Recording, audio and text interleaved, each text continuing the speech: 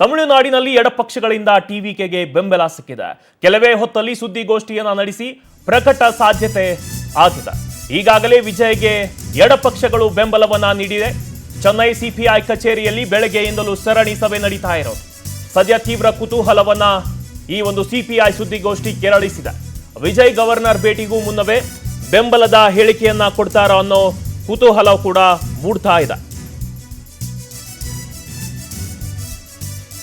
CPI ಇದೀಗ ಸುದ್ದಿಗೋಷ್ಠಿಯನ್ನ ನಡೆಸಿ ಬೆಂಬಲವನ್ನ ಪ್ರಕಟ ಮಾಡೋ ಸಾಧ್ಯತೆ ಇದೆ. ಈಗಾಗಲೇ ವಿಜಯ್ಗೆ ಬೆಂಬಲವನ್ನ ಎಡಪಕ್ಷಗಳು ನೀಡಿವೆ. ಇದರಿಂದ 118 ಮ್ಯಾಜಿಕ್ ನಂಬರ್ ಅನ್ನ ತಲುಪುವುದಕ್ಕೆ ವಿಜಯ್ಗೆ ಬಹಳಷ್ಟು ಅನುಕೂಲ ಆಗಿದೆ. ಚೆನ್ನೈನ ಸಿಪಿಐ ಕಚೇರಿಯಲ್ಲಿ ಈ ಒಂದು ಮೈತ್ರಿಯನ್ನ ಮಾಡ್ಕೊಳ್ಬೇಕಾ ಬೇಡ ಅಥವಾ ಸಪೋರ್ಟ್ ಅನ್ನ ಕೊಡಬೇಕಾ ಬೇಡವಾ ಅನ್ನೋ ಇದಕ್ಕೆ ಸರಣಿ ಸಭೆಗಳು ನಡೀತಾ ಇದ್ವು. ಸದ್ಯ ಈ ಒಂದು ಸಿಪಿಐ ಸುದ್ದಿಗೋಷ್ಠಿ ಮೇಲೆ ಎಲ್ಲರ ಕಣ್ಣು ಬೀಳ್ತಾ ಇರೋದು. ವಿಜಯ್ ಈಗ ಗವರ್ನರ್ ಅನ್ನ ಭೇಟಿ ಮಾಡೋದಕ್ಕೆ ಮುಂದಾಗಿದ್ದಾರೆ. ಅವರು ಭೇಟಿಯ ಮುನ್ನವೇ ಬೆಂಬಲದ ಹೇಳಿಕೆಯನ್ನ ಕೊಡ್ತಾರಾ ಅನ್ನೋ ಕುತೂಹಲ ಕೂಡ ಇದೀಗ ಮೂಡ್ತಾ ಇರೋದು ತಮಿಳುನಾಡು ರಾಜಕೀಯದಲ್ಲಿ ಸರ್ಕಾರ ರಚನೆಗೆ ಬಹಳಷ್ಟು ಸರ್ಕಸ್ ನಡೀತಾ ಇತ್ತು.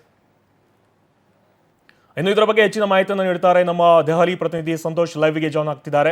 ಎಸ್ ಸಂತೋಷ್, ಇದೀಗ ತಮಿಳುನಾಡು ಸರ್ಕಾರ ರಚನೆಗೆ ಕ್ಲೈಮ್ಯಾಕ್ಸ್ ಹಂತಕ್ಕೆ ಬಂದು ತಲುಪಿದೆ. 118 ಸ್ಥಾನಗಳನ್ನ ಇದೀಗ ಎಡಪಕ್ಷಗಳ ಬೆಂಬಲದಿಂದ ವಿಜಯ್ ಅವರು ಪಡ್ಕೊಂಡಿದ್ದಾರೆ. ರಾಜ್ಯಪಾಲರ ಭೇಟಿಗೂ ಕೂಡ ಮುಂದಾಗಿದ್ದಾರೆ. ರಾಜ್ಯಪಾಲರನ್ನ ಭೇಟಿ ಮಾಡಿ ಸರ್ಕಾರ ರಚನೆಗೆ ಮತ್ತೆ ಅವಕಾಶವನ್ನ ಕೇಳ್ತಾರಾ ಅನ್ನೋ ಕುತೂಹಲ ಕೂಡ ಇದೆ. ಏನ್ ಹೇಳ್ತೀರಿ ಸಂತೋಷ್ ಇದರ ಬಗ್ಗೆ?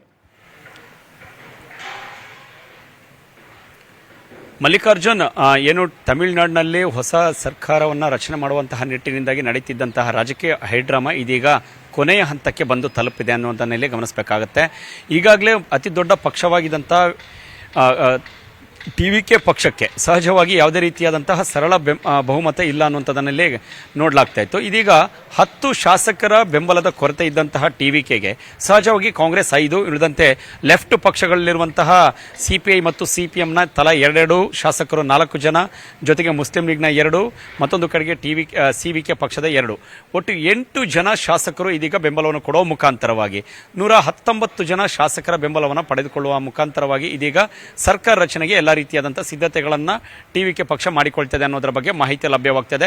ಕೆಲ ಕ್ಷಣಗಳ ಹಿಂದಷ್ಟೇ ಅಧಿಕೃತವಾದಂತಹ ಒಂದು ಮಾಹಿತಿಯನ್ನ ಟಿವಿಕೆ ಪಕ್ಷದ ವಿಜಯ್ ಅವರ ಕಚೇರಿಗೂ ಕೂಡ ಈಗಾಗಲೇ ಪತ್ರದ ಮೂಲಕವಾಗಿ ರವಾನೆ ಮಾಡೋದಕ್ಕೆ ಈ 3 ಪಕ್ಷಗಳು, ಸಿವಿಕೆ ಇರ್ಬೋದು, ಲೆಫ್ಟ್ ಪಕ್ಷಗಳಾದ ಸಿಪಿಐ ಮತ್ತು ಸಿಪಿಎಂ ಹಾಗೂ ಮುಸ್ಲಿಂ ಲೀಗ್ 4 ಪಕ್ಷದ ಸಣ್ಣ ಪಕ್ಷದ ತಲಾ 2 ಶಾಸಕರುಗಳು ಈಗ ಬೆಂಬಲವನ್ನು ಕೊಡುವಂತಹ ಕೆಲಸಕ್ಕೂ ಕೂಡ ಮುಂದಾಗಿದ್ದಾರೆ ಅನ್ನೋಂಥದ್ದನ್ನ ರಾಷ್ಟ್ರೀಯ ಮಟ್ಟದಲ್ಲೇ ಅಧಿಕೃತವಾಗಿ ಮಾಹಿತಿಯನ್ನು ಹಂಚಿಕೊಳ್ಳಲಾಗಿದೆ. ಹಾಗಾಗಿ ಒಂದು ಸ್ಪಷ್ಟವಾಗುತ್ತೆ, ರಾಜಕೀಯ ಹೈಡ್ರಾಮಾಗಳೇನು ನಡೀತಾ ಇತ್ತು, ವಿಜಯ್ ಅವರಿಗೆ ಸರ್ಕಾರ ರಚನೆ ಮಾಡೋದಕ್ಕೆ ನಾನಾ ರೀತಿಯಾದಂತಹ ಅಡೆತಡೆಗಳು, ಸಹಜವಾಗಿ ಅಡೆತಡೆಗಳಿತ್ತು. ಯಾಕೆಂತಂದ್ರೆ ಮ್ಯಾಜಿಕ್ ನಂಬರ್ ಸನಿಯ ಕೂಡ ಬರ್ತಾ ಇರಲಿಲ್ಲ, 10 ಶಾಸಕರ ಕೊರತೆ ಇತ್ತು. ಹಾಗಾಗಿ ಕೊನೆಗೂ ಕೂಡ ಈಗ ಅದೆಲ್ಲವೂ ಕೂಡ ಈಡೇರಿದಂತೆ ಕಾಣ್ತಾ ಇದೆ. ಜೊತೆಗೆ 3ನೇ ಬಾರಿಗೆ ರಾಜ್ಯಪಾಲರನ್ನ ಭೇಟಿಯಾಗುವುದಕ್ಕೆ ಈಗಾಗಲೇ ಸಮಯವನ್ನು ನಿಗದಿ ಮಾಡಿಕೊಂಡಿದ್ದಾರೆ ಅನ್ನೋಂಥದ್ದನ್ನು ಹೇಳಲಾಗ್ತಾ ಇದೆ. 4:30ರಿಂದ 4:45 ಆಸುಪಾಸ್ನಲ್ಲಿ ದಳಪತಿ ವಿಜಯ್ ಹಾಗೂ ಅವರ ಪ್ರಧಾನ ಕಾರ್ಯದರ್ಶಿ ಪಕ್ಷದ ಆನಂದ್ ಹಾಗೂ ಉಳಿದಂತೆ 4ರಿಂದ 5 ಜನ ಪ್ರಮುಖ ನಾಯಕರು ನೇರವಾಗಿ ರಾಜ್ಯಪಾಲರನ್ನ ಭೇಟಿಯಾಗ್ತಾರೆ ಅನ್ನುವಂಥದ್ದನ್ನು ಹೇಳಲಾಗ್ತದೆ.